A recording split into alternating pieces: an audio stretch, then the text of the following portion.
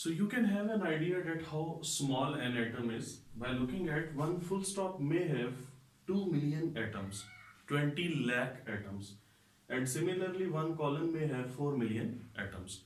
There will be some voices or sounds behind the video, so these are unavoidable. I will be really sorry for that.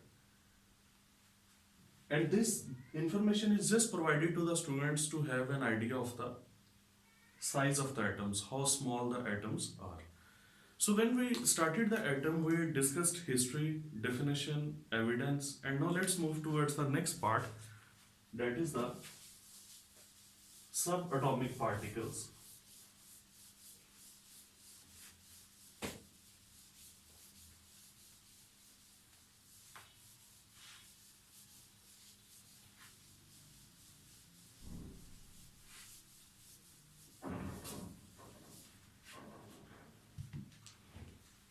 So our last part of the discussion of atom is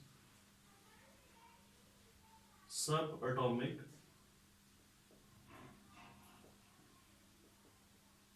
particles.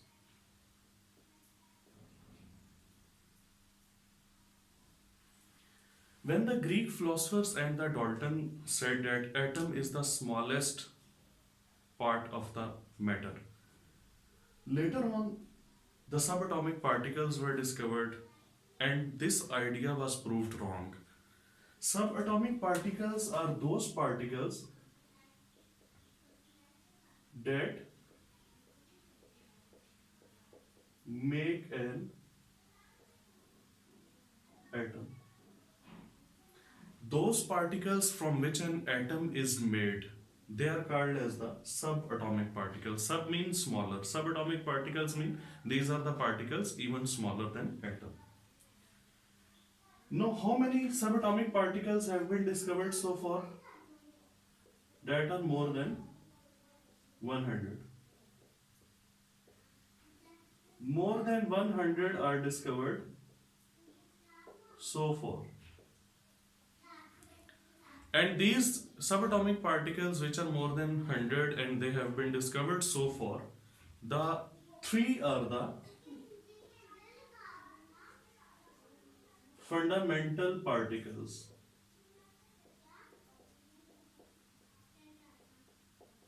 The three are fundamental particles.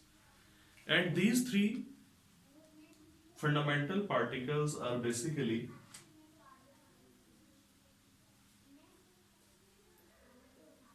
electron,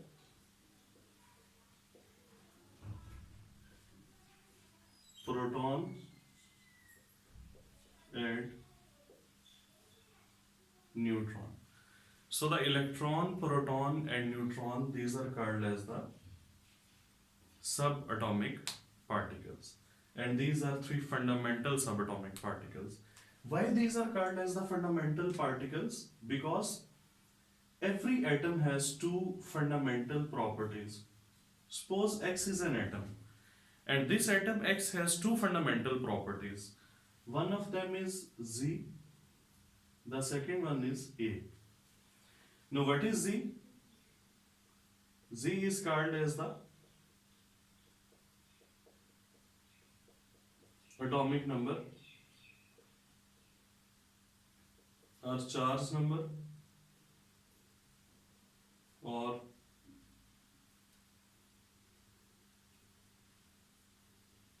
nuclear charge or proton number or identification number.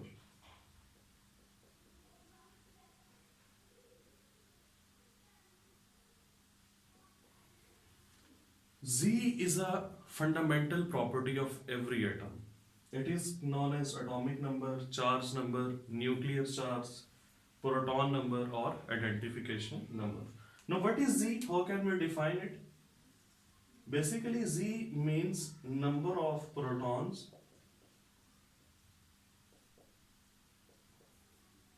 in nucleus of an atom. That refers to the number of protons. How many protons are there in the nucleus of an atom? If atom is neutral, then obviously the number of protons are equal to the number of electrons. So we may also say that Z is the number of protons or number of electrons. But in that case, the atom must be neutral. If the atom is not neutral, then the proton-electron ratio is disturbed. And then we cannot say that the number of electron in this ion that is equal to its atomic number. Then only the number of protons will be discussed. What is A? A is also called as the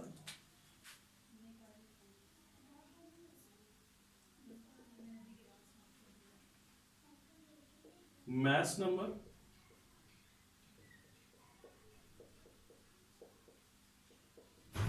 or it may also be called as the nucleon number. So A is called as mass number or the A is called as the nucleon number. Now what is this A? That is basically number of protons plus number of neutrons.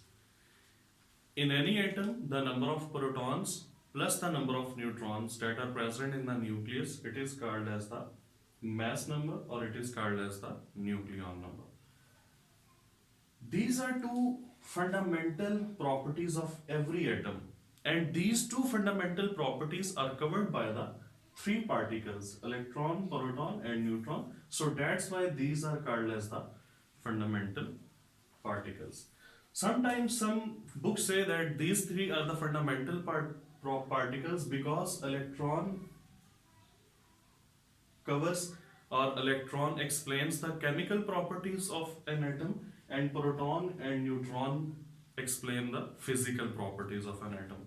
So these are the two reasons. They explain Z and A. They explain the chemical and physical properties of an atom or element. That's why these are called as the fundamental particles. Now, these three fundamental particles can be again divided into two categories. Nucleons and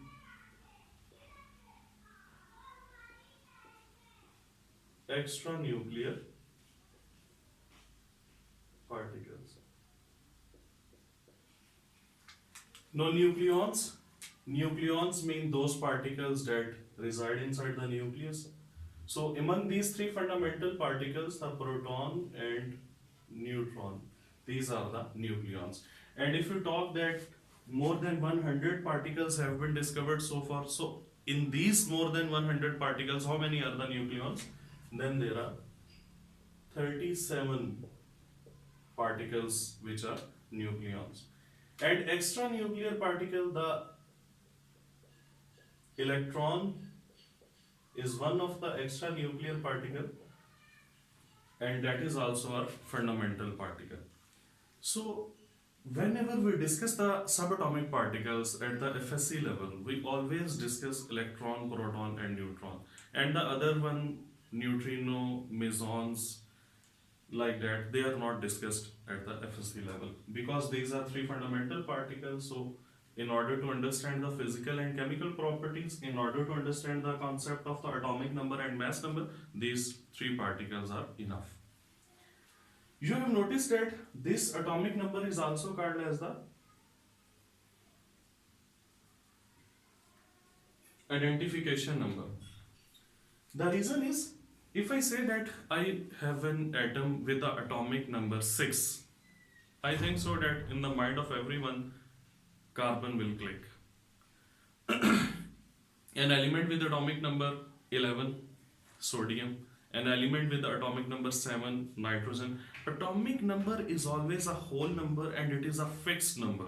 Even within the element, the atoms do not change their atomic numbers. They do change their mass number, but the atomic number is not changed. So that's why it is called as the identification number, and that is the reason it is not in fractions and it does not change. That is the reason why the periodic table is also set on the basis of the atomic number. So this was a slight idea of the subatomic particles, their number, and how many subatomic particles are there in an atom. Now let us discuss some MCQs related to the atom. For example,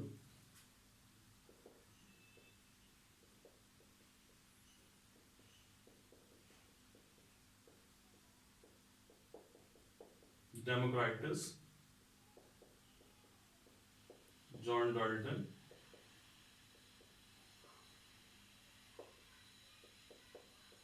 Berzelius,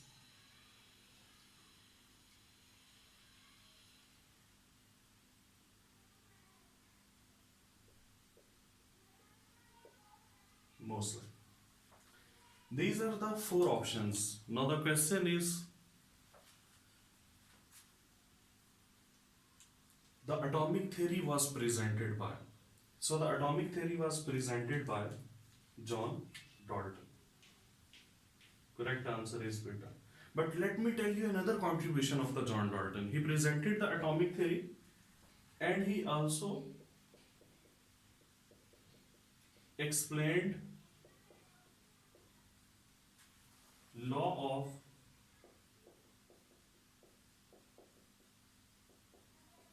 conservation of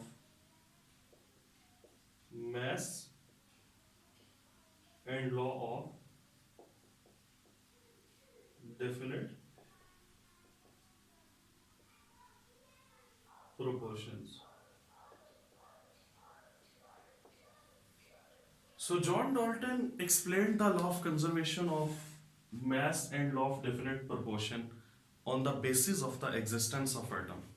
He presented the atomic theory, he explained these two laws, and let me tell you another thing, that he predicted the law of multiple proportions. Now what is the law of multiple proportions? That is not the topic of our discussion. So keep in mind that he explained the two laws and he predicted the law of multiple proportions. The second MCQ may be, who contributed towards a symbol of elements, that is Berzelius. Who calculated the atomic masses of the elements, that is Berzelius. Who first time used the word atomos, that is Democritus. So this MCQ covers the history. Now there is another MCQ like, we can say that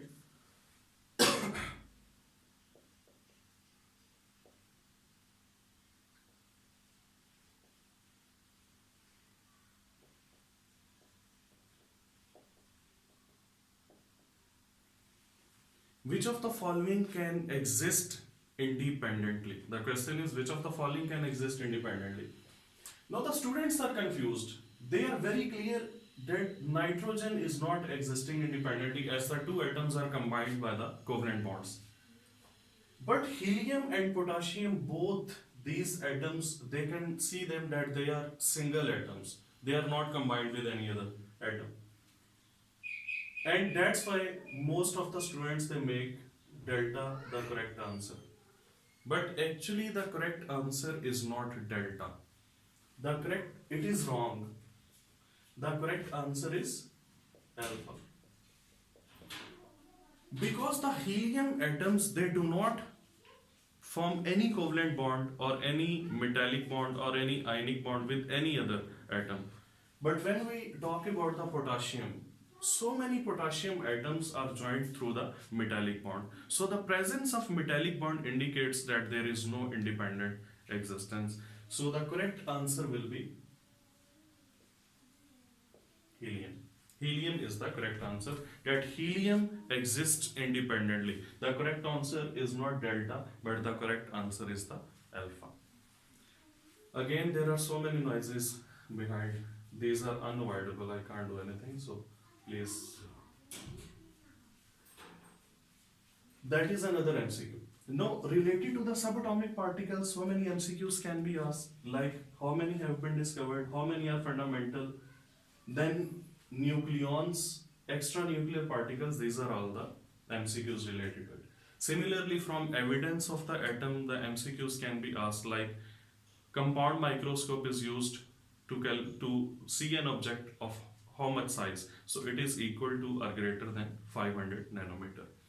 Similarly, the masses of atoms range from 10 raised per minus 27 to 10 raised per minus 25 kg.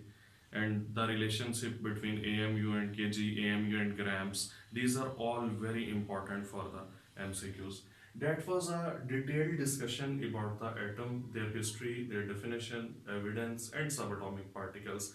No doubt that subatomic particles will be further discussed in detail in atomic structure, in the chapter of atomic structure. So that was all about atom. Thank you so much and for your cooperation. Allah Hafiz.